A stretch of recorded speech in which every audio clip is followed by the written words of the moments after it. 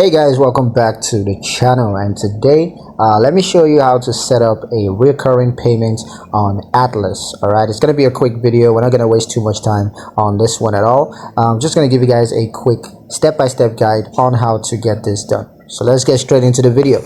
Now, the first thing you're going to do, of course, is to log into your Atlas account. You could choose to log in on the Atlas account on your online banking platform, or you could choose to do so on the mobile app.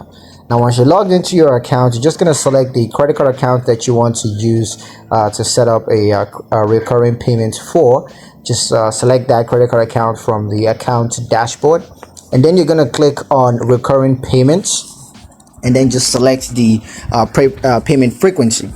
Next, you're going to review and customize the payment settings, such as the payment amount as well as the payment date. And then just confirm the recurring payment settings and review the payment schedule one more time, just to make sure that everything is correct and accurate. And you're going to receive recurring payments on your credit card account, and you can always review the updated account information to monitor that. So yeah, that's pretty much it on how to set up a recurring payment on Atlas.